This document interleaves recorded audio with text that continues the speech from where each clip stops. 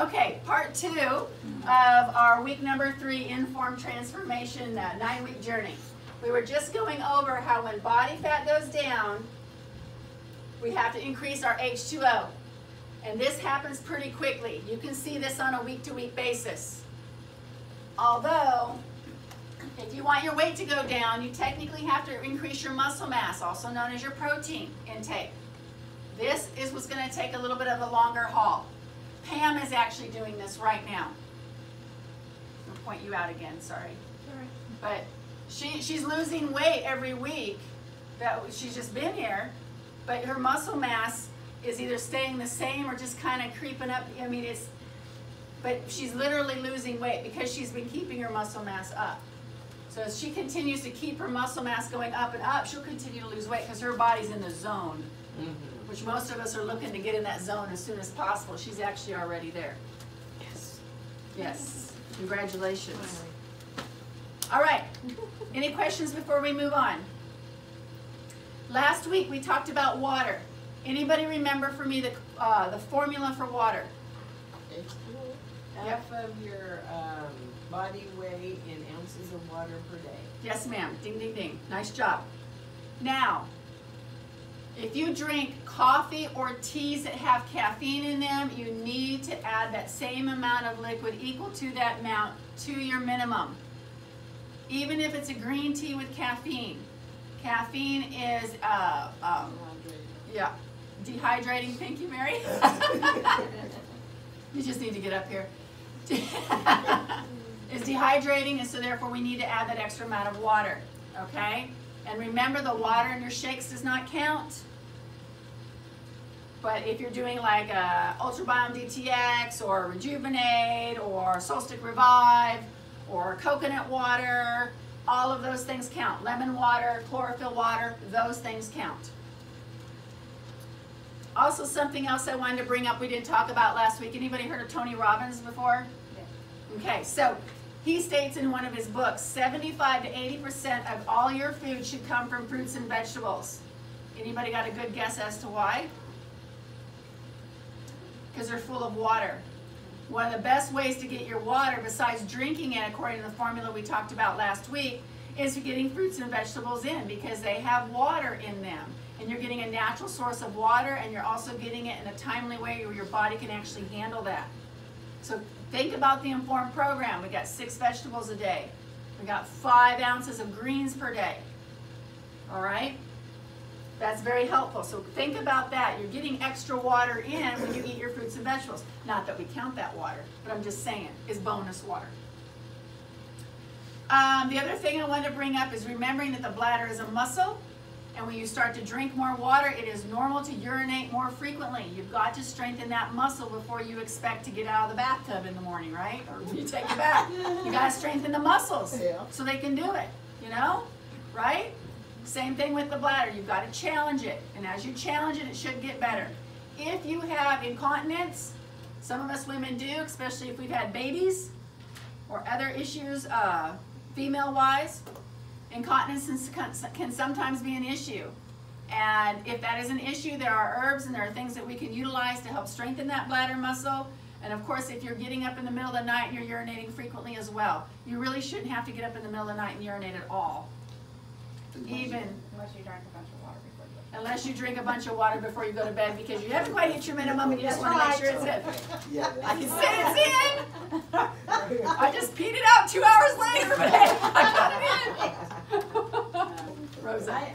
I don't know what you would say or if there's anything wrong with this, but it helps me in the nighttime to not have to get up and go so much, because I still drink a lot in the nighttime, but I drink my water and then I have hot herbal tea or the cinnamon spice tea or something, and then that like you said, that takes away some of the need of having to go to the bathroom. Maybe does that make a difference? Or my bladder's stronger than it was? It might just be stronger. Yeah, might be just stronger. Good question. All right. Any other questions on H2O before we move on? We're just reviewing really real quick right now, actually. Eliminations. I want to know who checked in on your eliminations last week. You checked in. You know how many are going on a regular basis? Anybody else check in? get familiar with? Know how many you went on average per day? Yes? No? Did we pay attention? Did we look and see if it had the brown color or if it was whole, or did anybody measure? Yes. I'm kidding, I didn't. If you didn't do that last week, I want to make sure that you're working on that. It's very important for you to get familiar with where your eliminations are at right now, especially as you're moving through the program. Remember, if you have sluggish eliminations, you are not eliminating at least once a day is what I call sluggish. Once a day I even call sluggish, okay? Really look at your water and look at the massage. Jerry mentioned that last week. We can talk about that at a later time. The other thing I want to make sure I enforce, your emotions are tied into your bowel. If you are a person that has a hard time of letting go of a family issue, a spouse issue, a child, whatever it is, you just kind of still hold that grudge maybe, or whatever, you know, it just kind of just cycles in your head. If you're not letting go of that, you're not letting go of this. Okay? It's contracting. It's like, okay? So remember, your emotions are tightly tied in. So you've got to recognize that if that is something that's going on for you, most definitely. I can tell it on the iridology. When I look at the iridology, I can tell if somebody is more prone to that than someone who's not. The other thing is that we've gotten to a society where we just maybe don't have the elimination options. Like Christy was saying earlier, she, you know, sometimes at work she can't go and take a bathroom break because they don't have enough people on the floor. That happens. That's normal. But the thing is over time, we actually kind of deprogram ourselves from functioning and eliminating at the proper time. Like babies, you feed them, they poo. You feed them, they poo. They don't think about it. It just happens.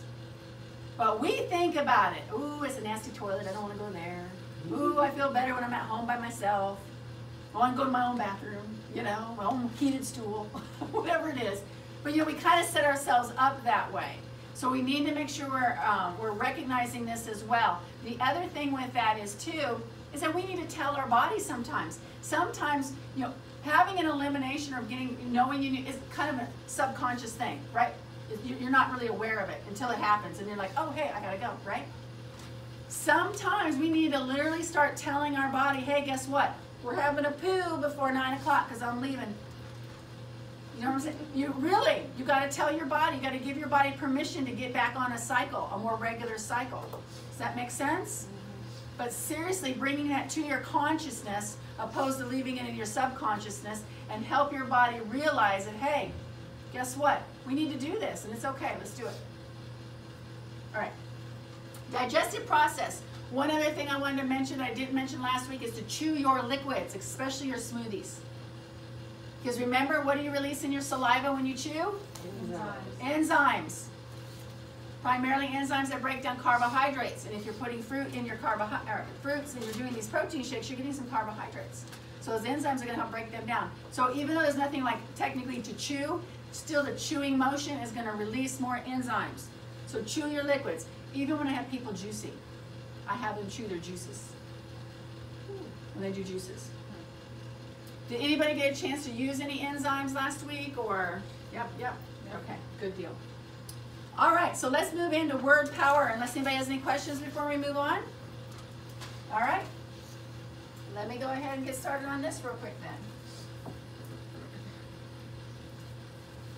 And just as I'm doing this, just so you guys remember, the symptoms of not digesting protein are gas, belching, acid indigestion, a heavy stomach after you eat, and potentially sluggish bowels. All of that can be a symptom of not digesting your protein properly. So today what I want to talk about is I want to talk about, from our word power, is thought. And most of you have all seen this before, but we're going to take it a little bit further today. Plus word, or maybe a little different direction would be a better way to put that. Action. Every thought can manifest into a word, which then manifests into an action. Now the beauty of this equation is we have control over this. meaning we have control of where it goes, whether it goes to the word or whether it doesn't. Some of us may have different belief patterns on thoughts. Some of us think all thoughts are our own. Some of us may think that we actually get thoughts from other outside entities of some sort. We may actually get thoughts from people we're just around. We may get it that way. There's many ways that thoughts can come in. But the beauty of this is you get to decide whether you want that thought to define who you are or not. That's the beauty of it. There's nothing wrong with having a bad thought or a negative thought. There's nothing wrong with that. We're all human. We're all here having a human experience. That's part of the program. Right? If we were all perfect, we probably wouldn't be sitting here. So remember that. There's nothing wrong with having a bad thought. It's what you do with it. Do you allow it to become a word which then makes an action? Or do you contain it, push it away, say, that's not mine, that's not me, that doesn't describe who I want to be or who I am, right? So then we don't use the word with it. We just let it go. And we don't take it on. We don't take it on and feel guilty or feel bad about it or anything like that, right? So remembering that is really super important. We need to manipulate our thoughts to create the action that we desire. So if you want to balance your blood sugars, if you want to lower your metabolic age, if you want a healthy liver, if you want to get more energy, right? We need to manipulate our thoughts and to a word that creates an action to make that happen. We want to choose not to take responsibility for diseases or illness. You don't run around saying, my diabetes, right? You don't do that. My MS, the MS I have. Well, I have MS. If I would have said that 20 years ago, I wouldn't be standing here before you guys. And if anybody asks me to this day, do you have MS? You know what my answer is? If I did, I sure don't have it now. That's where it's at. If I do, I don't have the symptoms. I do great. If I did, I sure don't have it now. I keep it in the past because that's where it belongs, because it's what got me here. It was a blessing. But we need to really make sure we're not taking responsibility for anything. All right? That doesn't pertain to what we want to have to create for our reality. We need to think of issues and challenges that we've had as in the past. Like I just used with MS. Well, when I used to have diabetes, or let me use a different analogy here. So let's say you're being challenged at getting exercise in. Instead of saying, oh, it's just so hard to get exercise in. Say, exercise is getting easier for me to get in. I'm doing better at getting more exercise in. Put yourself forward instead of putting yourself backwards. Does that make sense? And we need to do this because literally what's happening, I'll get a different marker for this.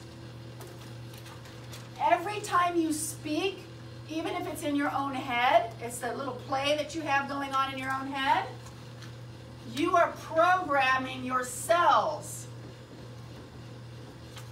You're literally programming the thousands and thousands of cells that you have in your body. You're programming them, just like you program a computer.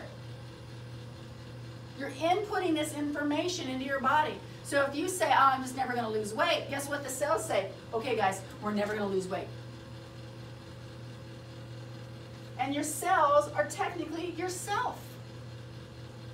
So what you program here turns out to be yourself, what you really are. If you want to be a kind and compassionate person, if that's a goal of yours, I am a kind and compassionate person. Guess what? Who gets the message? Right? And that's what ends up coming out. And that's who you are. Because your cells are programmed that way. So we need to remember, it goes that deep. It goes that deep. That all of our thoughts and the way we self-talk ourselves and the little programs and little plays we play in our head All of that programs our cells, and we get a result or an action based upon that. Any questions? You have 3 SMART goals this week. 3 of them. We'll talk about the other 2 later. But this one, your new one, is I want each one of you to create a self-mantra for yourself. What I mean by that is some kind of affirmation or something specific for yourself that you want to do. Let me give you some examples. I make healthy decisions for myself every day. My blood sugars are balanced and within a healthy range at all times. This is something I would use. I'll share a little bit about myself. I'm a spiritual being in possession of an optimally healthy body. That resonates with me. So tonight before you leave, I want you to think about what kind of a mantra, what kind of an affirmation, what kind of a idea that you want to wash your cells in so you can create an action or a result with that. And it can be simple. It doesn't have to be big. Just start something simple. Don't make it hard. But make it something you can just kind of repeat in your head daily. The best times to do this repeating is first thing when you wake up in the morning and the last thing you do before you go to bed. That is the best time to program your cells with your personal affirmation.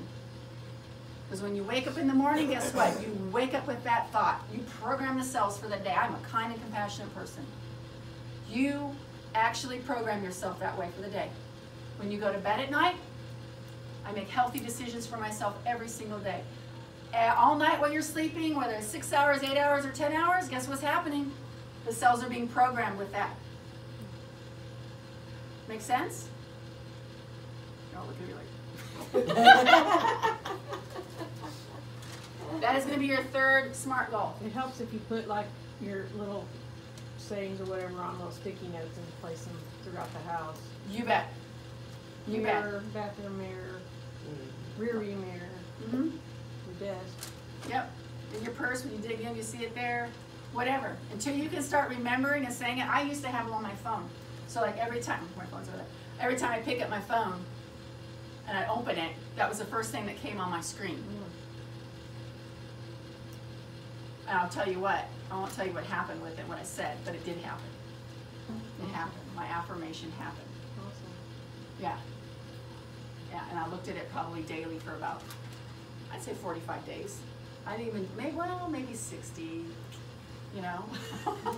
Pretty soon after a while, you don't even see it anymore. And what I mean by that is you don't like visually like see it, but you're seeing it. These guys are seeing it. Right? Okay. Because your eyes take in things and it feeds your mind, whether you consciously know it. Right. Right. Exactly. Exactly. Awesome. Okay. Unless anybody has any questions, we're going to move on to module number 3, which is page number 25 in our IN.Form participant manual. I put these 2 particular modules together because they just seem like they work so well together. It's just a wealth of information, so hopefully we can all keep up with each other. Page number 25 states for us that chemicals are everywhere, but there are ways to limit your exposure to them, and this is what we're talking about tonight. Between the food we eat, the air we breathe, the water we drink, all of it can be very toxic to us. Some things we have control over and some things we don't. When you guys walk outside tonight, you can't necessarily control the air that's out there. But you can control what kind of food you put in your mouth, and you can control what kind of water you drink, and you can control what kind of personal care items you put on your body. And this is what we're talking about. We're creating that awareness. Okay? Chemicals can be found in dust, vapor, gas, fumes, mist, liquids, solids, all of them. There are chemicals in the water we drink and many of the foods we eat. We bathe in chemicals and we put them on our skin daily. The US of A has the most lax regulations on chemicals than pretty much any country across the board, especially anybody who's involved with the UN. The attitude in this particular country is more like, okay, we'll put it out there, and if it hurts somebody, we'll take it off the market. It's not like it is in Europe where it's like, well, you know what, this potentially could cause this, so we better not do that. We're not going to release that. So we need to create a better awareness for ourselves because they're not doing it for us. They're not doing it until it's too late. Okay? So we need to be thinking about this as we're making these decisions tonight. Toxins are wreaking havoc on the biomes in our gut. Literally, these toxins that we're ingesting, that we're breathing, that we're putting on our skin are actually affecting the microbiome in our gut. That's why we're talking about the 3 R's tonight. Primarily, we're talking about reset or remove. Our bodies are membranes and we are living organisms. And the good thing means that our cells can regenerate and we can heal. So let's talk about some of that. First of all, I want to talk about topical skin products. Topical skin products are some of the worst irritants we can possibly put on our skin, from laundry detergents to shampoos and conditioners to makeup, lotions, all of it. It can be very, very toxic to us, and we need to be really careful. So I'm going to give you some key things you need to stay away from. And I'm also going to give you a handout. So take one and pass it around. This is a 30 ways to poison yourself before breakfast, and it names all the different types of things that we could potentially do to our bodies before we even eat breakfast in the morning. Just make sure you go through this and you understand it, and you really get a good handle on all the different areas that toxicity can be creeping in and you don't even know it. Air fresheners, aftershaves, deodorants, fabric softeners, all sorts of stuff. So the things we need to be aware of when it comes to skin, I was going to tell you some additives. Parabens. Parabens are a wax, and what they end up doing is they end up clogging your skin pores. Your skin is a living, breathing organism. It is also one of your 5 eliminated channels you have as a female, 4 as men. Okay? But we got living little pores, and if you use parabens, it clogs.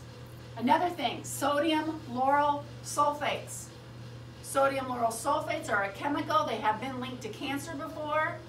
You see them a lot in your shampoos and your conditioners. In fact, there's a lot of reports coming in that sodium lauryl sulfates can actually lead to balding. So we have women and men experiencing balding, and it may not necessarily be genetic or from a nutrient deficiency in as much as it could be as the products they're using on their hair. Another one is natural fragrances. Artificial fragrances, that's a no-brainer, right? We don't need to talk about that. But natural fragrances, because natural fragrances can be anything. Natural fragrances can literally be horse pee. And they use horse pee as a fragrance, believe it or not. So when you see on the label natural fragrances, you want to stay away from that. Because they're not being transparent. They're not telling you what's actually on there. So you need to be really careful with that as well. I personally work a lot with either organic or really clean shampoos. This is a product, I actually used to carry this downtown Austin way back in the day, the Avalon. And you will see that it says organic. Now let me give a disclaimer on organics and personal care items though real quick. You cannot label water as organic. So if the first ingredient in a product is water, they are not allowed to put the word organic on this. So you're not going to find very many organic products when it comes to personal care. Because most of them, the base is water. The first ingredient is water. So even though it's nice to get organic, it's not necessarily going to happen. That's not necessarily the thing that you have to go with, okay? But like for instance, on this particular Avalon, they are organic. They use aloe leaf as their first ingredient. But when they go through here, they actually tell you what the scent is. It says peppermint oil, it says lavender oil, it says tea tree. It may use a Latin name as well. You may have to learn Latin a little bit too. But at least you know what the scent is. That's really super important. So we're looking at shampoos and conditioners. That's the best thing for us to do, especially for washing frequently.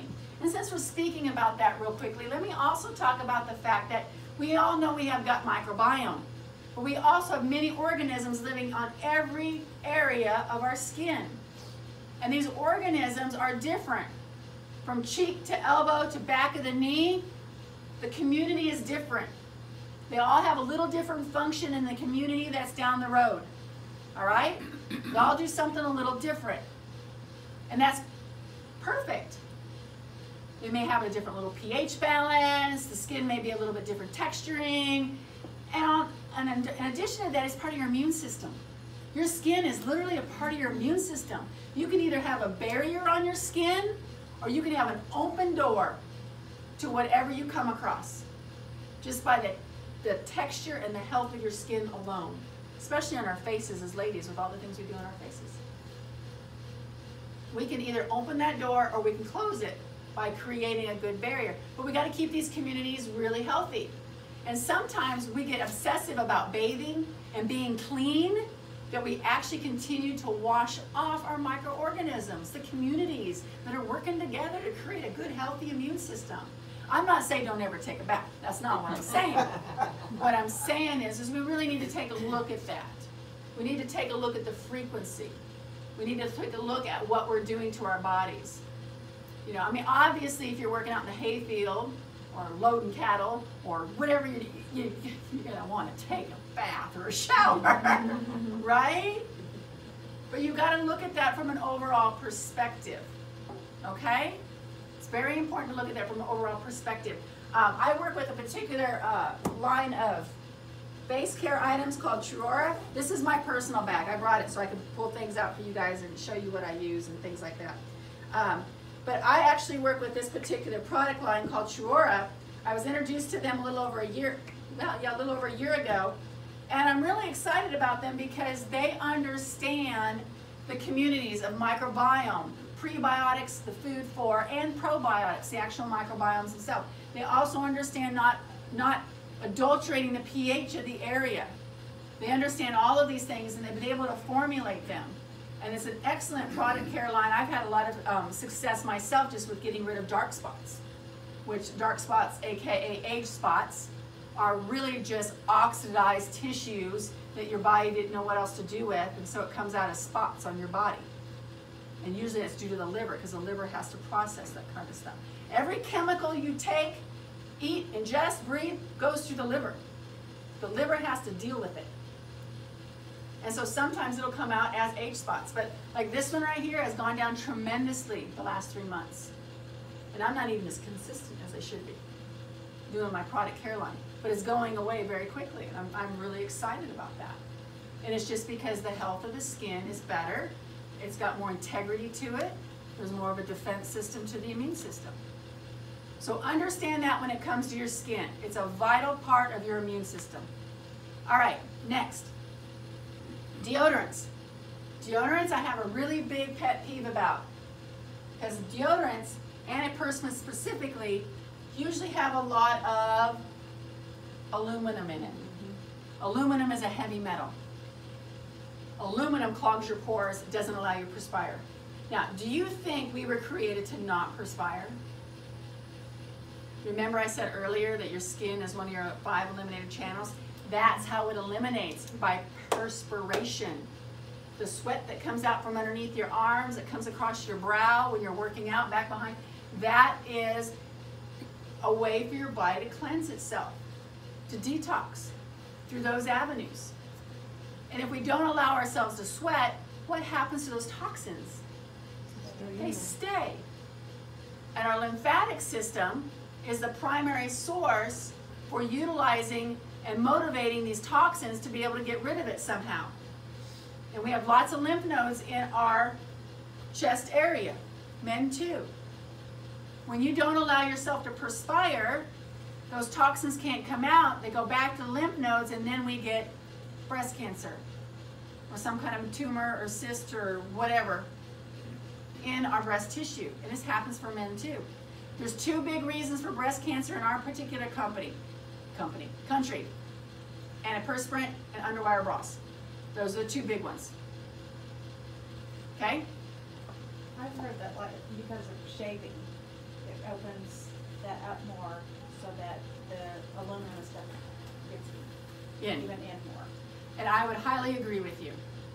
Highly agree with you. And that's, I would like to even discuss that more with you guys when we're not on videotape. Yeah. But highly, highly agree with you on that. Because when we shave, we open up those pores, and guess what? Anything and everything can get in. Especially when we're putting an antiperspirant on, and then we don't get, see what I'm saying? Goes back the other way.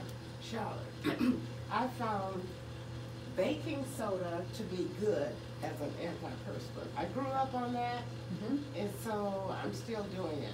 Yeah. Wonderful. Oh, okay. Wonderful. Essential oils are wonderful for underarm. There's certain salts at salt bars you can buy. There's lots of deodorants out there without all the icky stuff in them. And I know most people say, yeah, but I don't, I don't want to smell. The thing you got to remember is that smell that's not so pleasant is the toxins coming out of your body. And you got to go through a process of detoxing. One of your best friends for that could be liquid chlorophyll. Because liquid chlorophyll literally is an internal deodorizer. It helps with the smell of perspiration or the smell that comes off your body, as well as your breath, both ways. In fact, I've been doing this religiously, and I will say religiously, for 20 years, for many different reasons. And I am now down to the point where most days I only have to apply my deodorant once. Where years ago I had to 2 or 3 times if I'm going to be out and about doing stuff. But you'll get there. You just got to have some patience, and you got to have a plan. You got to have a plan. I travel with one. I had to travel with one in one of my bags, actually, just in case, So, and sometimes just cleaning up with a little bit of healthy soap and water is a great way to do it too. So, yeah. Is there something like a magnesium deodorant? I think there is. Because I just barely even heard that mentioned last week, and Yeah. I'd never heard of it. And one person really did like it for them, but they said that was good for them. It might not be good for somebody else. And that's another thing. The salt bar never really worked great for me. This has worked the best. I personally don't like spraying underneath my arm, Yeah. but I like the effect of this. So I create my routine. I spray it, put the basics on, and I would put my shirt on last. Give it time to dry and set in. So just work around it. Figure it out. That's all you got to do. The other thing I want to say about soaps is that we are living in an antibacterial soap frenzy. Everything is about antibacterial sanitizers and soaps. And literally what we're doing is those substances are going into our water streams, and they are causing bacteria to actually evolve and manipulate themselves, where they reinvent themselves, so that way they can continue to survive, as all microorganisms choose to, as all species choose to. So we're literally creating more bacterias by using all these antibacterial soaps and sanitizers. When we go traveling and we go to the, maybe a rest stop or wherever we stop, I won't ever let my children use the soap there. They'll wash off with water, but then we'll use like Silver Shield gel, and we'll just squirt a little bit of that on. Great hand sanitizer, doesn't manipulate the pH, doesn't change your immunity, is friendly to the bacteria that already exist on your hands. You're ready to go. So there's ways to get around all of that without harming our environment and also putting ourselves at a risk of actually catching something. You could actually wash so much that you get sicker than somebody who doesn't. Literally. So we need to think about personal care items. And real quickly, let's go through household items. Laundry detergents. We've got air fresheners. We've got cleaning agents. We've got Windex. We've got dusters. On average, how many cleaning solutions do you think the average family has in their cleaning solution area up underneath the cabinet with a child safety lock? 10. 10. I would highly agree with you. We need something to clean our sink. Something to clean our sink, something to wash our dishes, something to mop our floor, something to scrub our toilet with, something to plug in so it smells really pretty. Right. And it goes on and on and on. And we don't need that. We do not need that. We are literally toxifying our own environment. And by choice, probably without awareness. So we really need to look at that from a broad spectrum. Vinegar and baking soda are two of the best cleaning agents you could possibly use that will work for most everything. You could probably literally have 2 or 3 cleaners in your house and it would cover everything. The 99.99% killer of bacteria and viruses, the big one, Lysol. There was a really cool commercial that came on a few years, well, not even that, a year ago, with Maya Rudolph, and she was cleaning some of her children's cleaning toys. And anyway, so she had the Lysol and she had this in her hand. And so anyways, the whole idea was she had this toy that she was cleaning for her child, and she sprayed it with the Lysol, and then the child reaches for it, and she's like, oh, no, no, no, no, no, and runs to the sink to rinse it off before she gives it to the child, because where's the child going to put that toy? In their mouth. Exactly. And she's like, why would I use that when I can use this? And then she just takes the toy, sprays it with this. Here you go. We need to think about that. I mean, that's crazy. If we have to have a child lock, then why? Why do we need to have that kind of stuff in our environment? I mean, is it really that good of a product? And that's safe for us? If it has that kind of warning on it? I have a little bit of an issue with stuff like this. I was curious about that one. It's made by a popular brand name. They're all on the bandwagon. It's green. Anyway, you know, I use it to clean the bathrooms, or to clean the floors here, because that's just something I happened to pick up one time and didn't even think about what I was doing. But it doesn't have Clorox in it. It is 97% derived from natural sources, original scent. These things with scents too is the other thing. That irritates a lot of people, the things with scents. Skin issues can be due to laundry detergents. If you use a particular laundry detergent, if you've got a skin issue going on, eczema, psoriasis, hives, rashes, anything, you really want to look at that. I think you can buy trash bags anymore that don't have a scent. Oh, I've looked. I found one time and I went back and I can't find it again. I'm with you on that one. I hate buying trash bags because I can never find one without a scent, and it gives me a headache every time I get one with it. I've thrown out trash bags before. Perfectly good trash bags. Which is not good for the environment, by the way. Another good option for us is Essential Shield. Essential Shield is by Nature's Sunshine. It's a multi-purpose cleaner. You can use this for many uses in your house. It's very, very, very concentrated. And so you can use something like this. Essential Shield is actually an aromatherapy blend that will kill bacteria, funguses, viruses, all that kind of stuff. This is great. You can get it in actual aromatherapy too and spray it in the air. It is comparable to Thieves. Actually, I think it has one more ingredient in it than Thieves does. Citrusol is something I like to use a lot, specifically for Windex, because I really find it hard to clean my mirrors and my glass with this. So I like Citrusol, but Citrusol in of itself has got real essential oils in it. It's a degreaser. It doesn't have any contaminants in it that's going to be harmful if somebody takes a swallow of it. Is that from over here or? Yeah, they carry it over here. Yeah. It's window cleaner. I use it for window cleaner. I use it to, like, we spill sticky stuff on the floor. We don't mop, we spot clean is what we call it. Every day somebody has a spot clean job, and they get out the diluted citrusol in the sprayer and they spray the spots and wipe them down. And we even clean the toilet sometimes, like the outside of the toilet. We clean the inside of the toilet with vinegar and soda, but the outside we will use this with it as well. Also, if somebody's sick and maybe vomiting, we'll pour just a little bit in the bucket, you know, to catch the next one. You know, that's something we do too. Just to give you some ideas. I know Rosa brought a couple things here for, it was Rosa, right? Yeah. You brought these. For the bad stuff, because I thought I needed to hear it all. Yeah. Dang, I don't even know. Oh, alcohol, thank you. I forgot, alcohol was the other thing we don't want to be getting in our products as well, because alcohol does what? Dries out. I don't even have any lotion in my bag on a regular basis. I did put some in because I remembered from last night. But the reason being is because most lotions have alcohol in them, You put it on, you feel all nice and luxurious, and then 2 hours later you got to put more on. Well, there's a reason for that. You don't ever put any on with alcohol. You don't ever have to do it. I didn't It's have in the to money. when I was younger, but that's the way it is now. Yeah. Well, it's and like baby oil. Yeah. You ever seen that? Like, oh, my niece used to do the Arbonne, Yeah.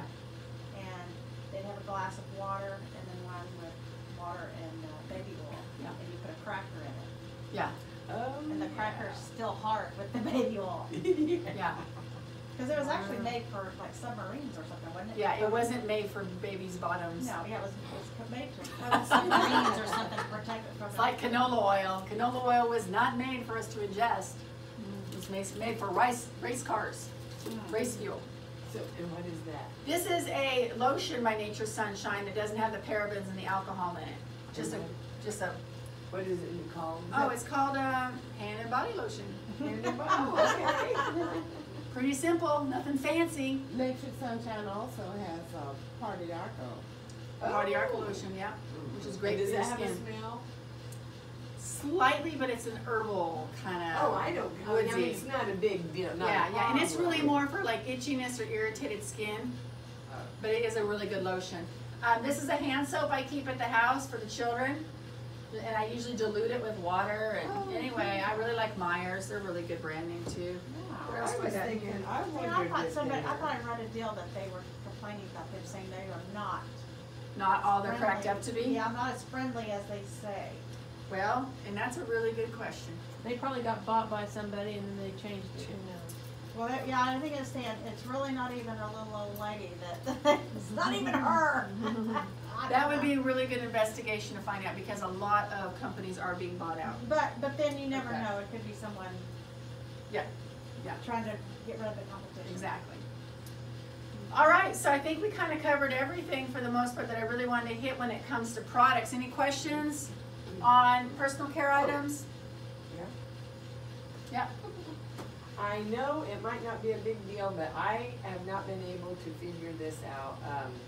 My friend asked on the EO deodorant, it has ethanol in it. Why is ethanol, regardless of whether it's organic or not, why is it okay? It may be a stabilizer because it is made with organic ingredients. Paraben-free, aluminum, salt-free, phthalate-free. Phthalate's the other thing you guys need to stay away from. That's PHTHALATE. Organic ethanol. So it's got to come from a natural source. But that ethanol is just like from corn, typically, is what it is. So it's probably some kind of a stabilizer or base. The other reason is they can say this is organic because it's not made with water first. So they're also using the ethanol because they can get the ethanol organic, but they can't get the water Okay, organic. right, Does that right. make sense? Okay. So that would be probably part of the labeling as well. But yet, I'd have to look into it, so Rosa. all I was wondering is why is ethanol okay in that, but we don't want to eat ethanol? Is it because we're not eating that? Yes. That it's okay? Yeah, Okay. yeah, exactly. And you're allowing your body to perspire. Uh-huh. So anything that it So it's does not kind gonna of get stop in the there, process. you're allowing yourself, yeah. It's not like you're trapping it in. Uh-huh. Yeah. And we're not taking it in. Right, right. But I'll look into that more, just to be clear. We should focus on controlling the toxins that we are in control of. All right, page number 27.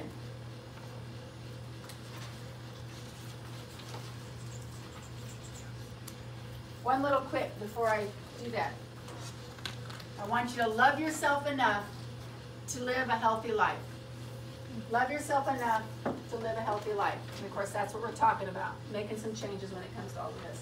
So page number 27 really actually covers a lot of information we're already going to cover in module number 6. So I want to make sure you guys read through that. But real briefly, what's the number one thing that sticks out to you when you look at this palette of food? Color. Color. That's the number one thing that sticks out to me too. Anybody got a second thing that maybe sticks out to them? Variety. Yeah? Oh. Junk. Junk. Processed. Oh, yeah, okay. Processed. Does anything here probably look like it originally did before it was processed? No.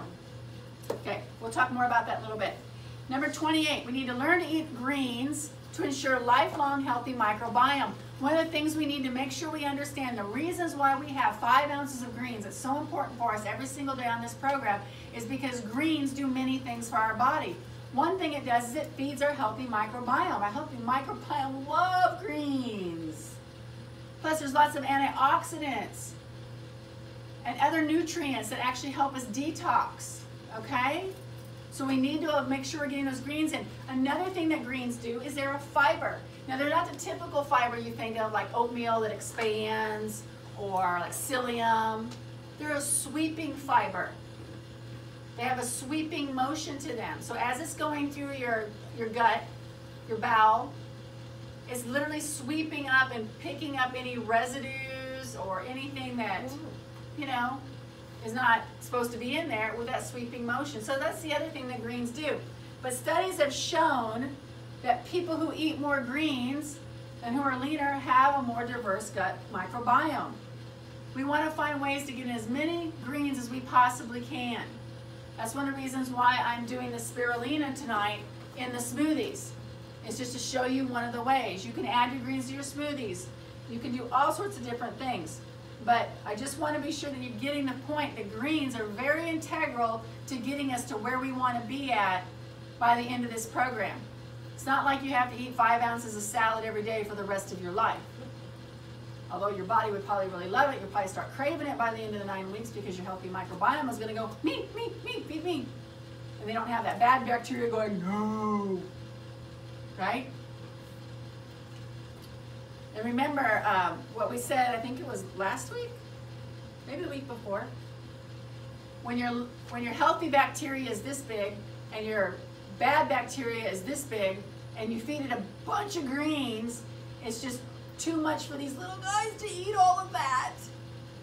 Just too much. And these big guys, they don't like it.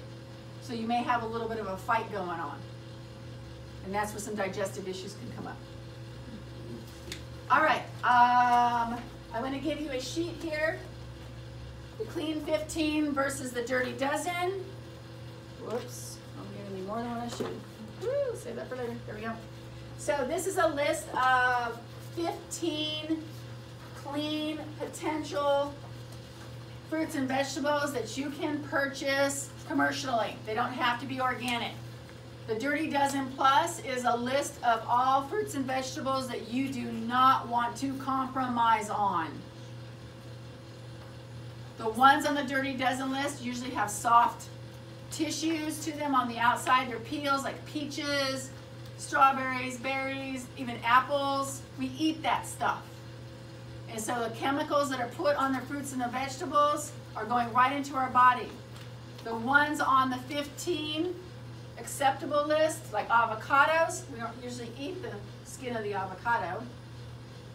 And it may not be a fruit or vegetable that a lot of pesticides, herbicides, insecticides are used on as well. It may be less pervy to that, I guess, would be the way to put that. So make sure you're looking at that as we move forward. So page number 29 is going to talk about cleansing. Now we talked about what a healthy BM looks like. And just to make sure we're clear about fat cells and toxins before I talk about cleansing and detoxing real quick. So when you're born, you don't really change your amount of fat cells until you get puberty. Puberty is your checkpoint. That's where you fall in line with how many fat cells you're going to have. All right?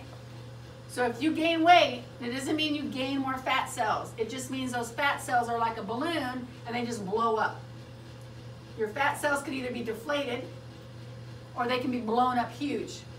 Because toxins, specifically, that your body cannot get rid of for some reason or another because it's too busy doing other things, that's the storage tank, fat cells. That's why you get the bumpy appearance with cellulite, because it's just fat cells that are ballooned out from toxins, right? So we think it's fat when in actuality it's toxins, right? So we need to think about that as we work on our journey here together, especially if losing weight or losing fat is a part of your goal, okay? It's all about getting rid of toxins. All about getting rid of toxins. And that's when the fat cells, or you feel like you lose fat, is because of that. All right? Now, something that's happening right now is you're hearing a lot of people talk about detox, detox this, detox that. You got commercials and Facebook ads and even doctors talking about detoxing. Detoxing is wonderful, but detoxing is different than cleansing. And so we need to make sure we know the difference, okay? Cleansing is when we're actually focusing specifically on the digestive tract, which would be the small intestine and the large intestine, at removing excess fecal matter and toxicity that may be in the sponge-like tissues of our bowel. That's what cleansing is. Detoxing works more at a blood level. Blood is everywhere in your body pretty much, except for in your brain, right? So detoxing is cleaning out the blood.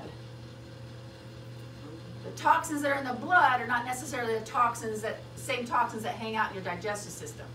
They can be two different things. When you're detoxing, you're usually detoxing chemicals.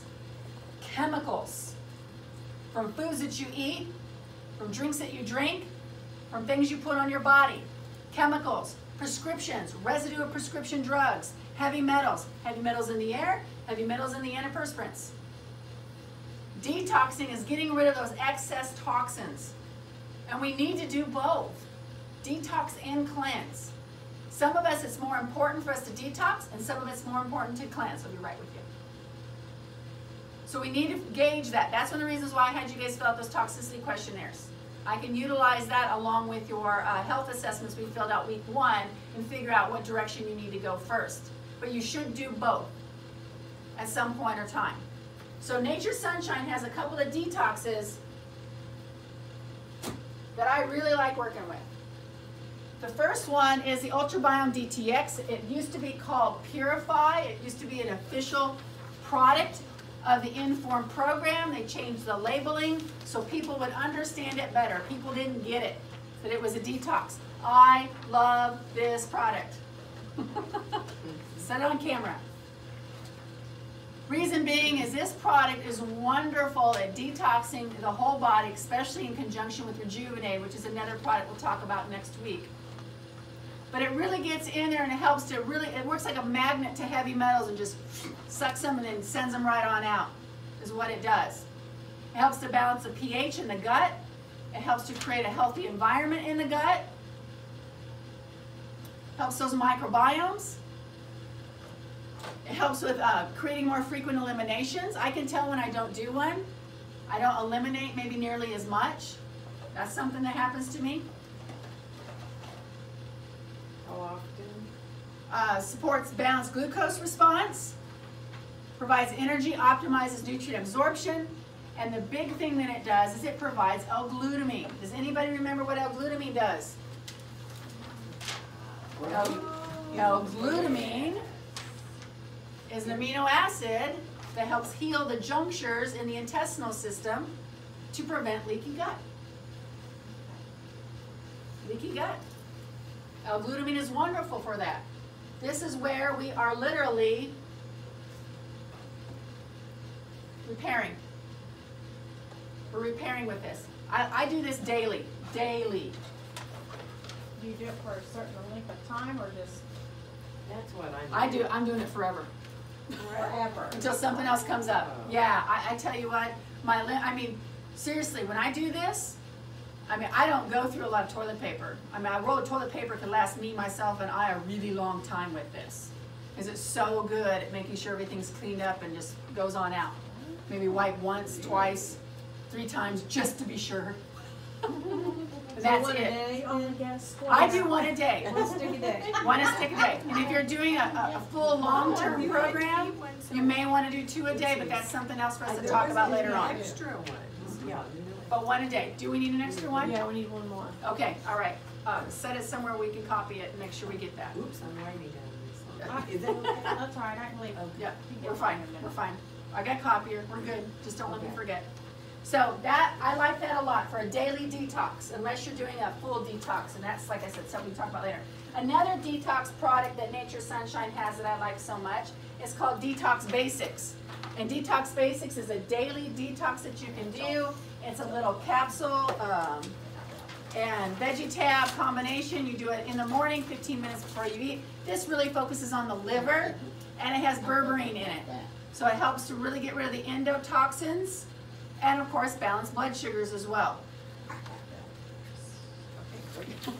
So should we do one or the other, or both of them, or one first and then the next one? Yeah, it just really depends. I mean, if you would prefer to do a pill mix, then this one would be the one to do. If you prefer to do a fiber mix, then that one would be the one to do. Or switch them up. Yeah. I occasionally do them both in one day Okay. because I'm really working on my liver right now.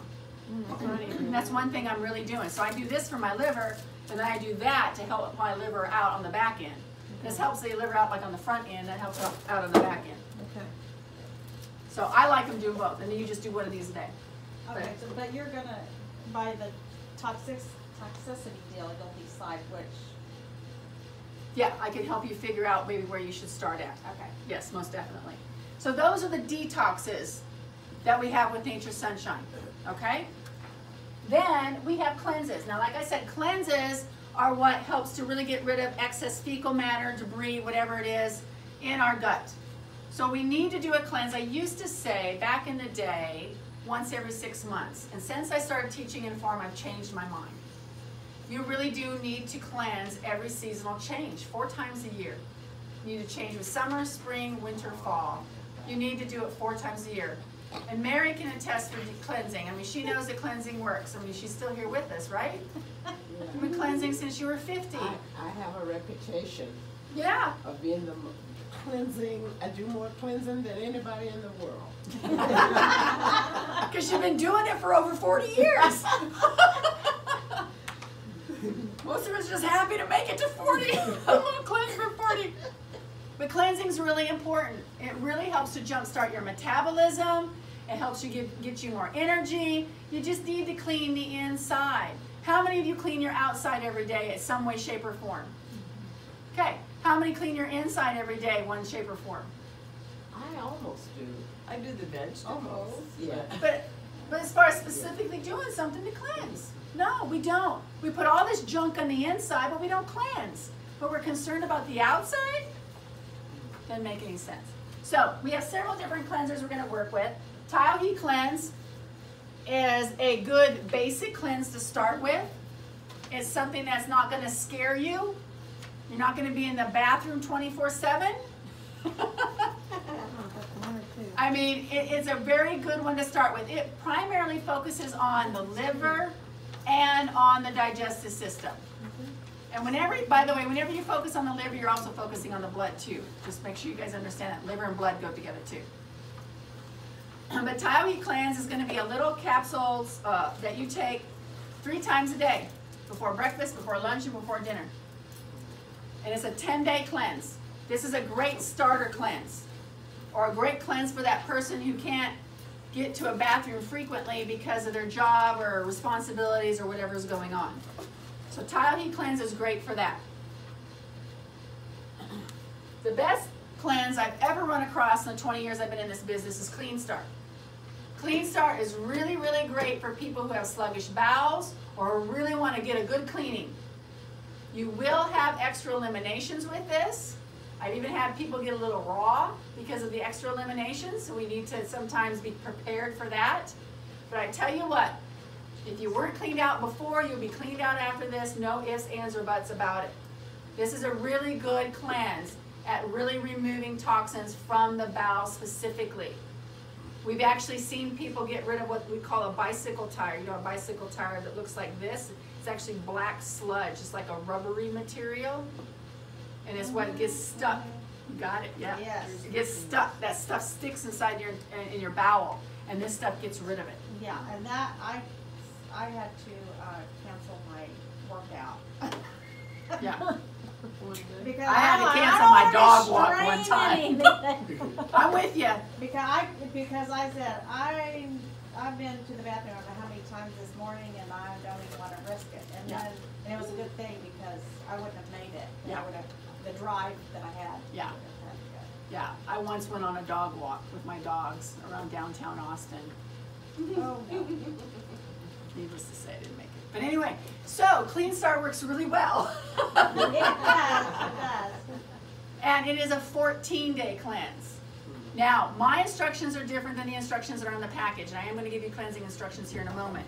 But my instructions are you take the pill packet before you eat, 15 minutes or more or so. You take the cleanse packet after breakfast and dinner. Oh, I didn't know that. Yeah, so twice a day on this. Twice a day. So if you haven't had any samples of some of these and you would like some, I've got samples here for you guys. Also, there's two different kinds of Clean Starts. There's a mild and there's a regular. This is the regular, this is the Big Daddy, okay? There's also a mild. If you want to do the Clean Start but you're kind of scared, you know, then you might want to do that. Or if you have regular eliminations, if you're eliminating 2 and 3 times a day, you wouldn't want to do the Big Daddy. You'd want to do the mild, okay?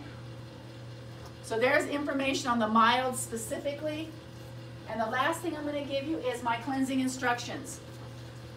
Just to keep in mind, when you're cleansing, what's happening is we're releasing toxins that have been stored in fat cells and other places in your body.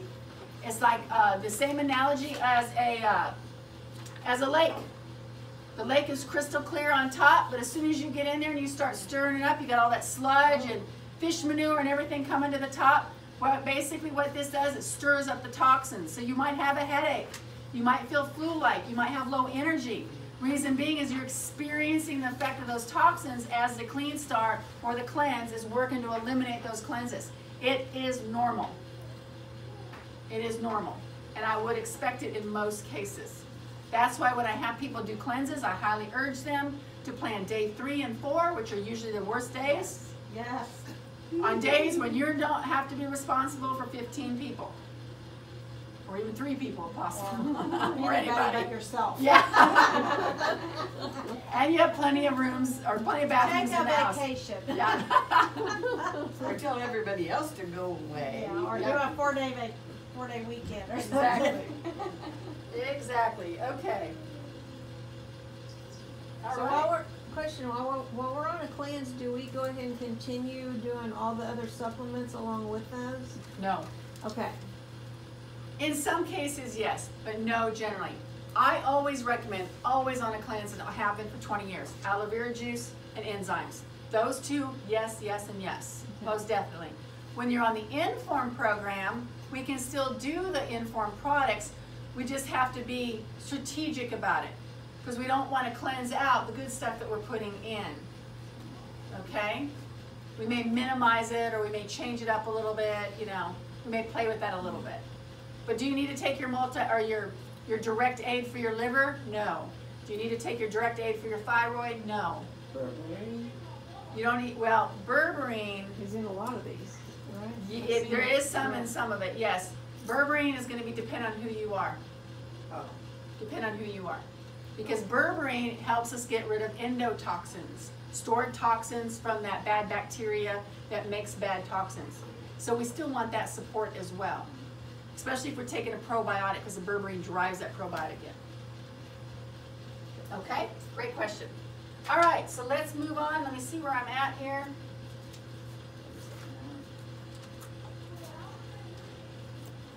Everything we've been talking about, and now we'll continue to talk about with these 3 R's that we talked about at the beginning of the class, is removing.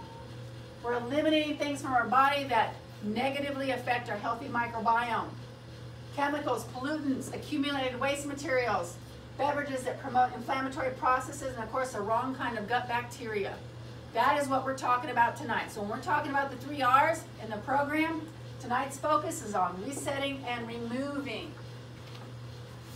So we can have a pretty fish tank for a gut. All right. Module number 6. Let's go. Page number 47. Mastering your food environment. Every solid system needs a foundation, and your nutrition is no different. Your external food environment will reflect the ecosystem in your body. What's going on outside of you is going to be a reflection of what's going on inside of you. If you've got junk around you, in your pantry, in your refrigerator, in your freezer, in your drawer next to the bed, it's going to reflect what's going on inside of you. So we need to do something about this. We need to do a food audit. We need to get some time together and clean our pantries out. Take a couple hours, set aside, get your trash bags, get your boxes, however you're going to eliminate those foods, and get ready, because we need to clean out those pantries. We need to open up all the kitchen cabinets and start with the obvious offenders. Cookies, cakes, sugar, fruit juices, soda, chips, candy, all gone. And the number one rule when doing this is, when in doubt, throw it out. Of course, we want to leave our healthiest snacks. Fresh fruit, raw nuts, our protein shakes, and of course then we're ready to go shopping. So let's go to page number 49. And before I go through this real quick, there's something you need to understand on a label that's not explained in your manual.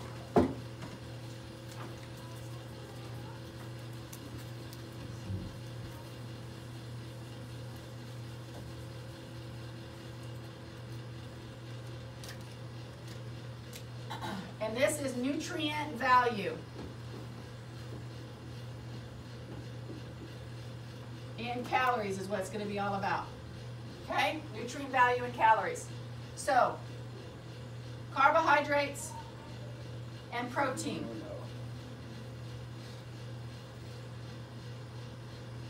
You have 4 calories per gram. 4 calories per gram of a carbohydrate and a protein. A fat, though, per gram has 9 calories per gram. Okay? We don't talk a lot about calories on this program, but it's important you understand calories when you're looking at labels, and I'll show you why here in a moment. So as we go to page number 49, first thing we're going to do is we're going to look at the green banded area, which is our serving size. This can be one of the most deceptive things on a product. You can look at it and evaluate it. That looks like it's enough for 2 of us, when in actuality it's enough for 8 of you. You need to be really careful, because their serving size and your serving size can be way 2 different things. So you need to look at the serving size. This particular item here has 4 servings in it. The red line, calories. This is why I wanted you to be aware of this little notion over here. There's a total of 150 calories per serving. If you ate the whole thing, you'd be eating 600 calories. 70 of those 150 are from fat. If you ate this whole thing, 280 calories from fat alone. Then the question is, what kind of fat? That's why we need to understand that. The percent of daily value, which is not highlighted, is important just to understand.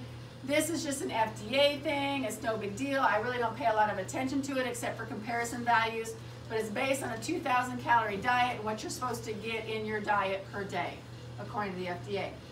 So everything in the yellow are things that we want to make sure that we are limiting. We want to limit the saturated fat, the trans fat, the cholesterol, the sodium. We really need to look at this. So if you look at the saturated fat in this, 5 grams, okay, well 5 don't sound that bad, but it's 25% of your daily caloric intake.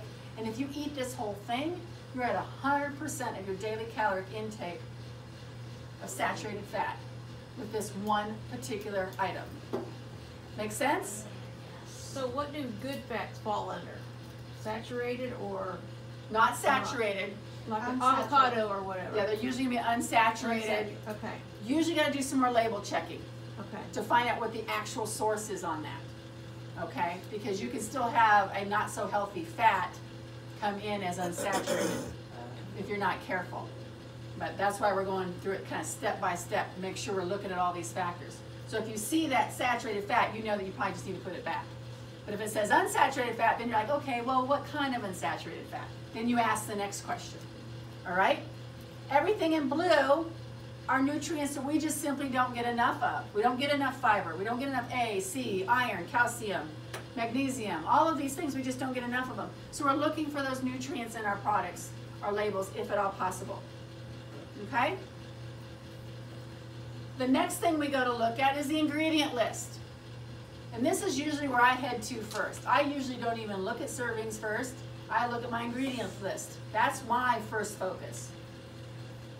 Now the thing to understand about ingredient list is the item or the ingredient that is most dominant in the product will be at the very beginning.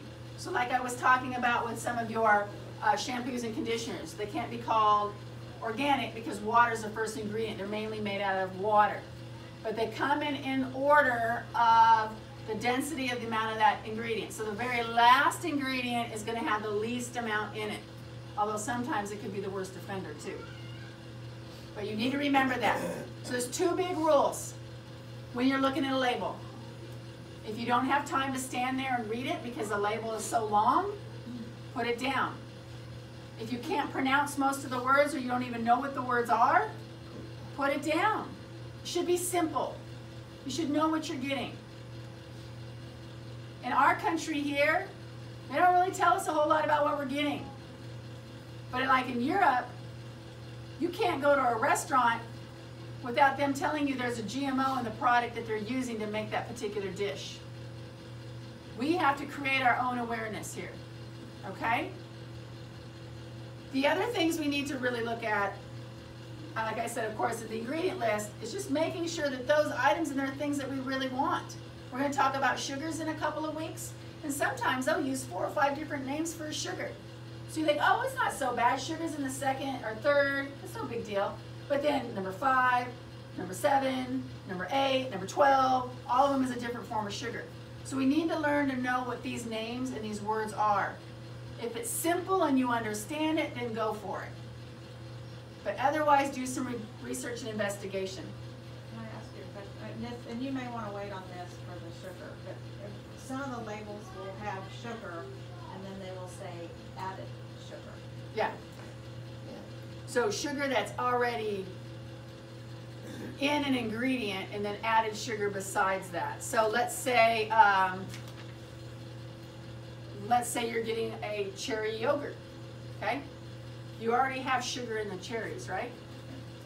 So that's already there. But then they added some corn syrup to make it a little sweet. So they added that to the yogurt. Does that make sense? Yeah. So it's like one of the base ingredients already had sugar in it. But then they added more sugar. Why do they do that? So you buy it and eat it. So you'll eat it. That's good. Is your gut microbiome that's bad wants it?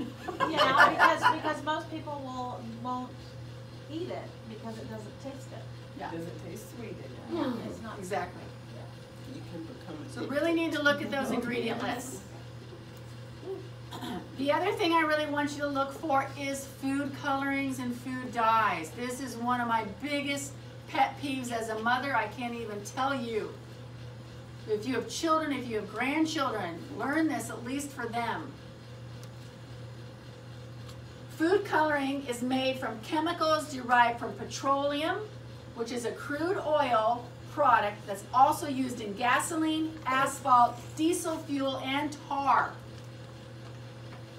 Food colorings are known to cause cancer, but yet they're in every child's product you could possibly imagine.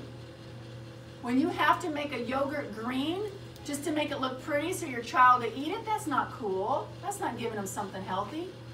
I had a client of mine in Austin. She was talking about she had taken her son to a daycare or something, or some kind of watch for the children, and they'd given him green yogurt. He was pooing green. And not regular green, like neon green. I had somebody the other day who had the blue frosty cupcake. week. That was Last you, yeah. That's Yeah, crazy. it was me. We really need to watch this because if you have any children that live in this normal world,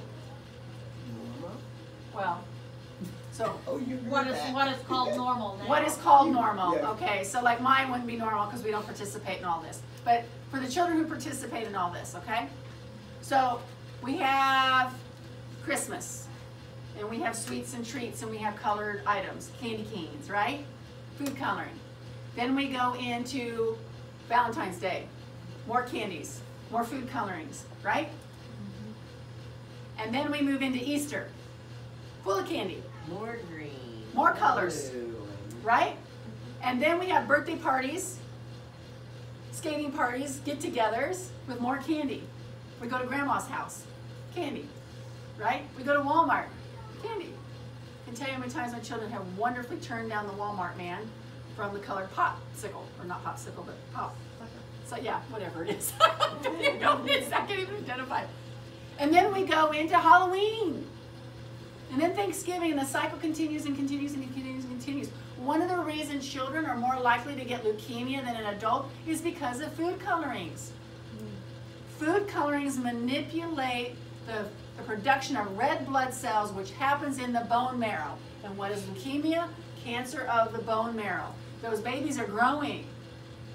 They're developing. And those food colorings are hindering that. There was a study done about children eating 3+ hot dogs a week. Hot dogs, by the way, have a lot of food coloring in them.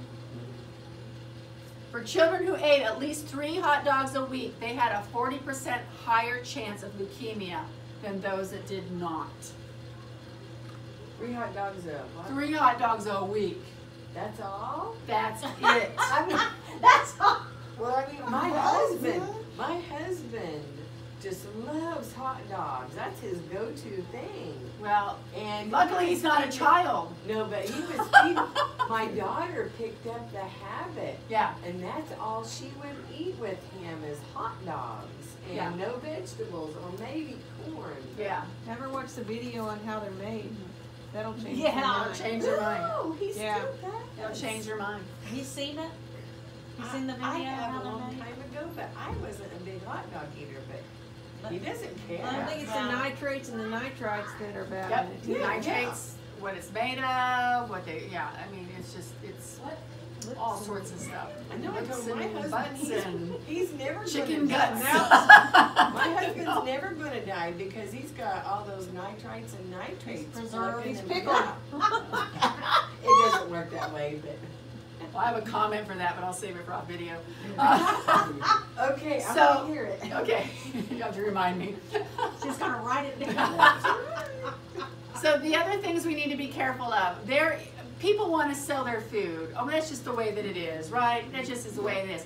But they're going to use every marketing ploy they possibly can. They're going to try and get you to purchase their product because we are on a health trend in our country. The word natural, to legally print it on the front of your product, it only has to be 10% natural.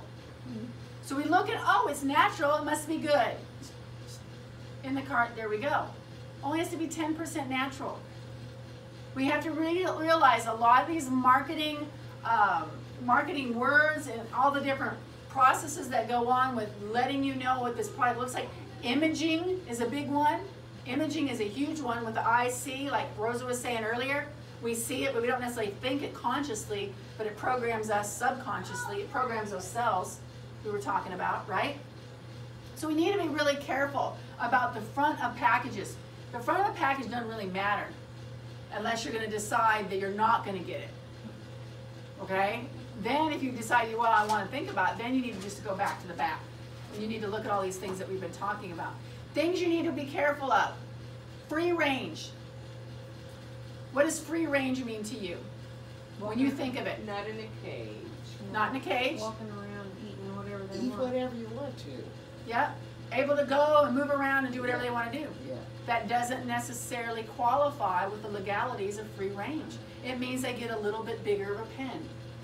Or they can have the door open, but they, like the chickens, they don't usually go out Yeah. the door though. Yeah, the door's open to a small cage, but you know, they can go if they want to, but they don't want to, and they Well, can't. most of the time they can't. They They can't can't. even walk. They can't. Well, they don't Access open the to door. sunlight. The breasts are too big and Yeah. their legs, they cripple. Yep. They're crippled. And a lot of them die because they're trampled. I need to get the gal that used to get my milk from. Mhm. She do so many the chickens. Yeah, And she said, oh my God, it's horrible. yeah, it is. Access to sunlight means they have a window. Okay? Grass-fed. Ooh, this one gets under my skin. Grass-fed is wonderful in beef. Don't get me wrong. Oh, It's yes. wonderful. But the idea that people have of grass-fed is just any grass, which is sprayed with chemicals, glyphosate, Roundup. There's a lawsuit that just happened where a man won millions of dollars, the first one from glyphosate poisoning, because he uses Roundup at his job to spray lawns. You get it, you inhale it just by walking by it, and you didn't even know it because they just finished up 10 minutes before you got there. First one. So we really need to be careful with some of these words. Fair trade is something I like for you to look for. Fair trade is something that means that, hey, these folks that produce this in this third world or lesser privileged country are getting paid for what they do. They're not being stolen from. Fair trade is a good thing. You see that a lot on coffees specifically. Trans fats, we're going to talk about that more next week. Hydrogenated oils and trans fats. But we don't want trans fats per serving. If you see trans fats per serving on there, you don't want it. Because they're messing with you, potentially. That's just an example of some of the things. The big one, though, that I really want to hit home with is GMOs, genetically modified organisms. Genetically modified organisms is when they actually take a food item, a natural food item, and they cross it gene-wise with something that's outside of its species. Like, for instance, that little worm that gets into the corn, right? We want to prevent that so we can produce more corn. So what they do is they take the corn and they introduce DNA from a pig, and that helps to deter those worms from eating the corn crop. And now you've got GMO corn. Yes. Not even from another fruit or vegetable. So we're talking species. Okay, so but a hybrid would be Within the species. Within the species, okay. So you get your tangerine, you get your orange and your lemon, they pop them together. At least chemically they're similar, and they work with each other. But the GMO thing, yeah. But our wheat though is too.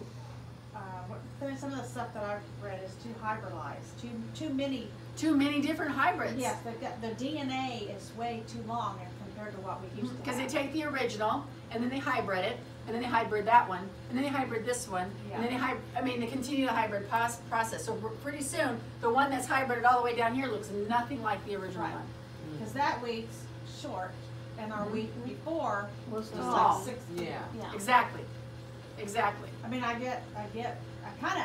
understand why they did it, because especially in Oklahoma. But it's not it's not normal anymore. No, but and our. Therefore, it's not going to have the same nutrient value as chef. Tolerate. And then we want to talk about gluten intolerance. Yeah, and then you spray. Then this one, they still spray it. They spray it to make it puffier and to get rid of the weeds before they harvest it. Yeah. Exactly. But GMOs is a really big one. In 2010, I was teaching a class in Austin called No-Nos for the Kiddos. And I was aware of GMOs and working with GMOs to reduce them out of our diet. I didn't think it was that big of a deal then, because really GMOs have been on the scene since the 1990s. Full throttle. They were on the scenes before that, but full throttle since the 90s.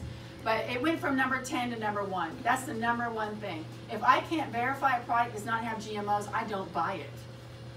I don't care what else it's made out of. I don't care if it's free range. I don't care if it's, natural, gluten-free. If it's not non-GMO, then I don't want it. GMOs are literally affecting our soil and ruining our soil, where we can't reproduce, because the soil won't reproduce the natural seed after you use a GMO crop on it. I didn't know that. Yeah. There's been some major farmers in Africa specifically that have lost their production on their land, and they banked on it for their livelihood. And they tried GMO seed once or twice, and then that was it. Now they got to wait for the earth to reprocess and clean it up. So okay, now say that again. So when you do the GMO, Once, once in the soil. And the bees carry it. I knew that because And they cross-pollinate it. because So our once- organic alfalfa field And then an alfalfa field, a couple sections away, bees can come over and they can bring it on over. That's how Monsanto was getting all of these farmers. Getting all the little farmers that had their farms Yeah. in their family for because years the and years, bees if not a century. cross-pollinated. So we own every Yep. Yeah. soybean. Yep. And blamed it on the bees. Yeah. But you must have done something to cause that to happen. Yeah. So we really need to make sure we are reducing and eliminating GMOs from our diet and from even giving it any kind of credit. GMOs in Europe, like I said, you have to literally put it on the menu. They give people a choice. We don't have that choice here, unless you want to go through a bunch of hoops. You got people trying to push it through, but right now we need to take action ourselves. The top 3 GMO crops: corn, soy, and cotton. All of us, I'm sure, in here are wearing some GMO right now. Soy, corn, and cotton. And you see soy and corn in everything. Everything. You can barely even buy a salad dressing these days without soy oil in it. Let alone non-GMO soy. Yeah, exactly.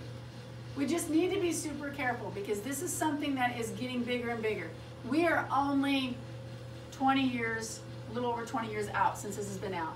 Our children are getting diseases that you didn't get as a child, and the reason is because they're being guinea pigs. Yeah, really guinea pigs. They're being exposed to all these GMOs that we weren't. And this is why it cracks me up when people say, "Well, I ate that when I was a kid and I was fine, so they can have it." What you ate and what they're eating, even though it looks the same, in the same Kool-Aid package, is 2 totally different things. And you got to realize that if you want your children to be healthy. I look at health as an investment for my foods. Insurance. It's insurance for me. I posted something a while back on my Facebook page with Kermit the Frog, and he said, well, organic food is expensive. And he said, well, so are hospital bills and funerals. So is time off from work because you're taking care of a sick child or yourself. So is because you can't perform the job duty you used to perform because you're too sick to do it. I mean, literally, it's an investment in your health. I look at it as insurance. So when my food bill goes up, my insurance bill goes up. Am I going to go without insurance? No, I'm going to make sure that my children and myself are fed the best that we possibly can. And that's my insurance. That's how I look at that. So even though a lot of times organic foods can be more expensive in the get-go, in the long run they're not. They really are not. For the time and energy that you have to put into being sick and not being able to run around with your children or your grandchildren or whatever it is you want to do, or like Miss Mary, fly across the country, right? What's it worth to you? What's it worth to you? You've got to really look at that from a broad spectrum. The other thing you need to understand is when I'm talking about buying organic and clean foods, I'm not talking organic Doritos, organic cookies, organic chips. I'm talking about wholesome foods. Foods that you maybe not even have a label on them. How many of you buy a green pepper and it says green pepper on the label? Ingredient, green pepper, right? We need to think about that. When you buy foods that are wholesome, it actually may cost you less in the long run. It may cost you less in the long run. And in addition, you're not spending the money on the allergy medication, the insomnia medication, the Prilosec. See what I'm saying? It comes back. It comes around. So we need to look at it from a different perspective when it comes to the investment in our health and the insurance so that we can be healthier. Organic is always best, for the most part. I have a series that I'm going to be doing after this 9-week series, and we're going to talk about that. It's going to be really intense. I'm not going to get into that right now. We need to build our foundation first, okay? But if you can buy organic, if at all possible, buy organic. Buy from a farmer you know. Buy for somebody local. Go to Rowdy Stick Horse when they've got the vegetables and fruits. Get them. Buy from somebody that knows what they're talking about and can tell you what has been done. The local farmer market, I would love to tell you to go to the local farmer market here, but when I went to the local farmer market one day, I stopped going because Paulette was the only one I'd buy from. I'd go through all the other little fruits and vegetable stands. So did you grow this? Oh no, it came from Arkansas. Did you grow this? Oh yeah, is it organic? Well, we didn't do this. We didn't use the organic or we didn't use the fertilizer this year.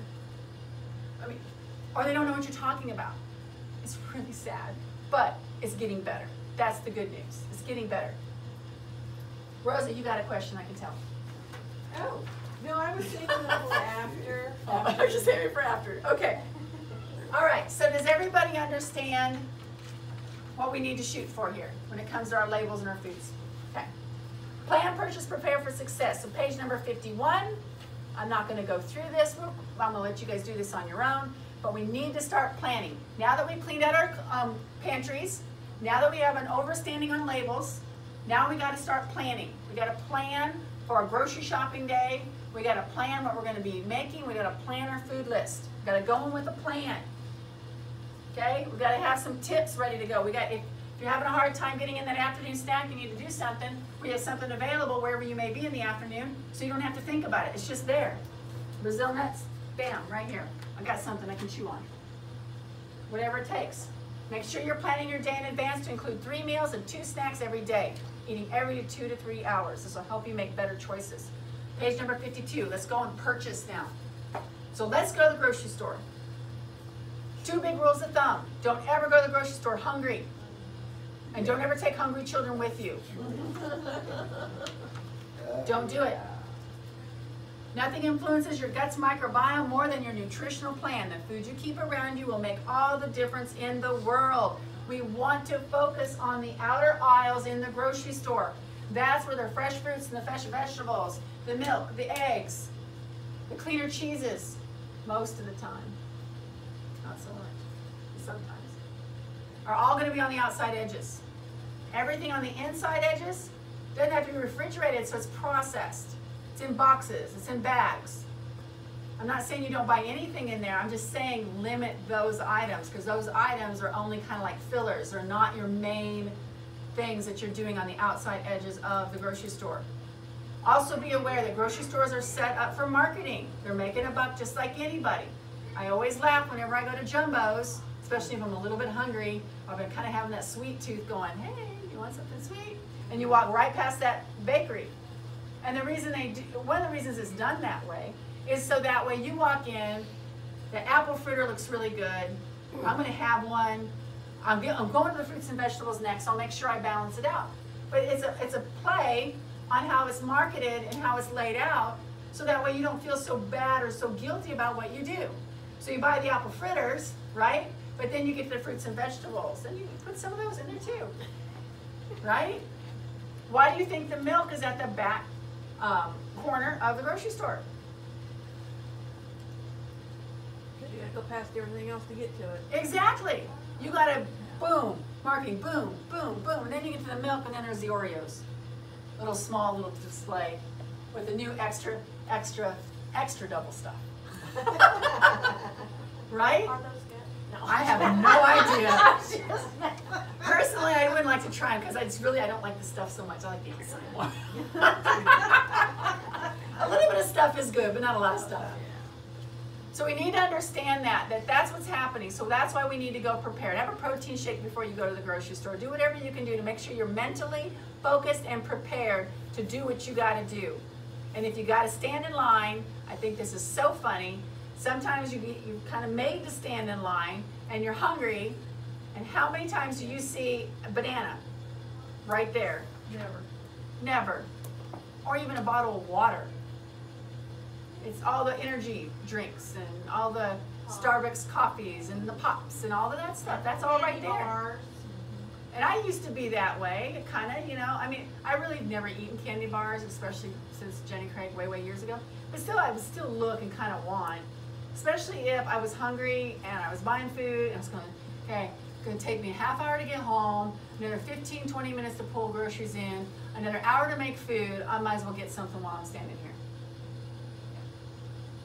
We need to think about that whole aspect of shopping. When you go shopping, we want to choose whole foods because many prepackaged and pre-processed foods contain hidden sugars and bad fats. We always want to buy fresh first, frozen second, and third would be canned. First fresh, second frozen, and third canned. Save your cans for Y2K. I asked that last night. We had 2 girls in here that were 29. Oh, I was curious if they knew what Y2K. They're like, yeah, we know what it is. But you were 11. But seriously, I mean, I have canned goods, but a lot of times my canned goods are the last thing to use. Like when I don't have anything else in the house, or I haven't had a chance to go grocery shopping, or I need to add a little bit of something to, you know, my cabbage stew, you know, things like that. Choose organic, free-range, wild-caught sources of foods, especially your fish. Your fish has got to be wild-caught. So I'm going to say for right now. All of this is going to make a big difference for you in your nutrition. Any questions on purchasing? So let's move on to prepare, page number 53. It's crucial that you learn and you know how to prepare your foods so that way you can get through your week. If you work the week and you can't cook a meal every single night like yours truly, then what you need to do is you need to prepare and figure it out. Sundays for me are my cook days for the next couple of days. I got classes Monday nights, classes Tuesday nights, homeschool during the day. It's crazy, right? I have no time to cook Mondays and Tuesdays. So I have to make something on Sundays to get us through. So when we go home tonight, we're not all looking at each other going, I'm gonna eat one. I ain't cooking. So we need to think about that ahead of time. Make sure you are preparing.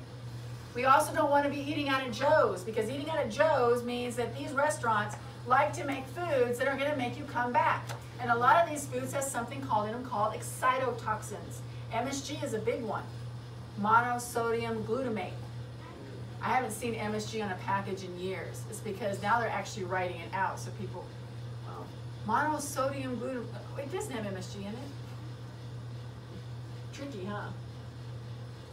I used to have a friend of mine from college, and for 3 months straight we went to Kentucky Fried Chicken for mashed potatoes, because that's what she wanted. And no, you can't tell me there wasn't anything in those mashed potatoes. I mean, who eats mashed potatoes every day of their life? I don't know. Kentucky Fried Chicken. Probably. Who knows? Full of MSG, or, you know, Colonel's secret special recipe in the mashed potatoes. If you know you're addicted to a particular food at a particular restaurant, or you think you might be, you need to take a look at that. It might not be the food, it might be the additive that's doing that. So you've got tips for success. I'm going to let you guys go through all that yourself. I am going to cover one more thing, which is very valuable information I learned from Paulette, was if you are going to pre-cook your food and you want to store it for the week, the best way to do that to make sure we don't incur salmonella or E. coli is to cook your food, let it cool just to room temperature, put it in the refrigerator with a lid not sealed, but slightly caulked for 2 hours, and then seal it down or put it in the freezer, whatever you're gonna do with it. That's the best way to make sure that food does not get stale or go bad on you, okay? And somebody else said last night, they said that actually they noticed when they did it that way that their meats tasted better and they lasted longer just by doing it that way. So I thought that was cool.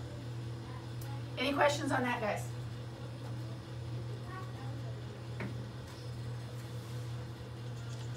I'm just going through my notes, or I didn't even go through the notes over here.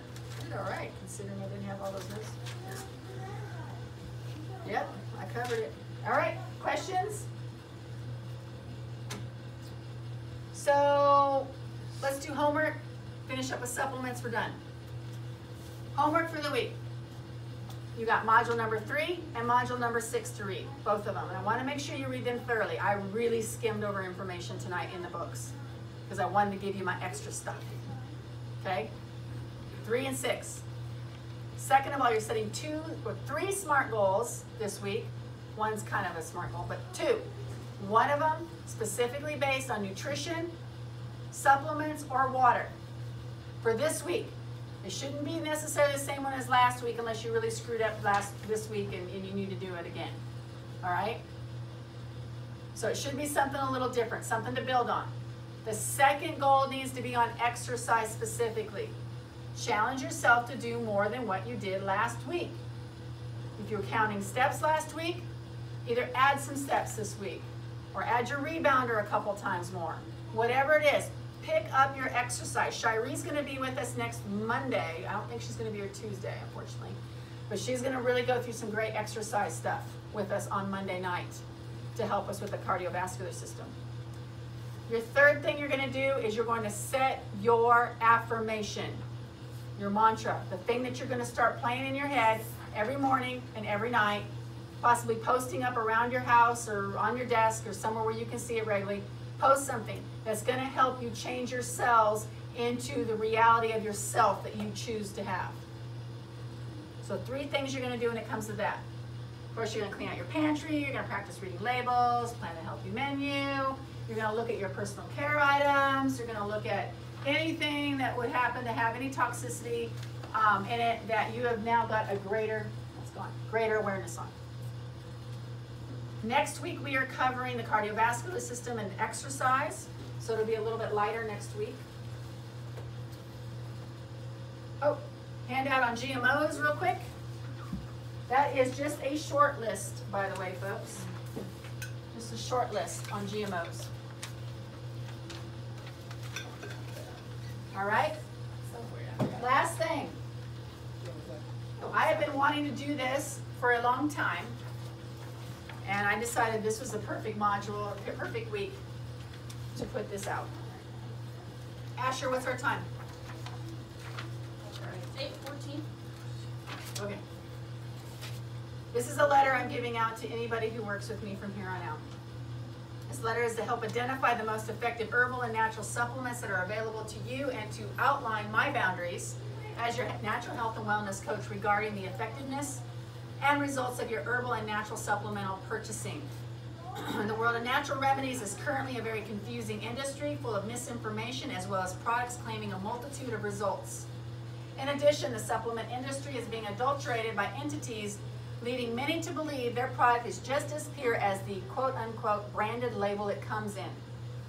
As a natural health consultant in the industry for over 20 years, my main concern is 2 items: the quality, purity, and safety of the products my clients utilize, and the source in which these products are purchased. The first item is something I discuss frequently with most of my clients. If you expect results from natural supplementation, along with lifestyle and nutritional changes, you must purchase from a company that is transparent, meaning they will share with you their practices. They maintain an optimal level of integrity. They manufacture the majority, if not all, of their products in-house.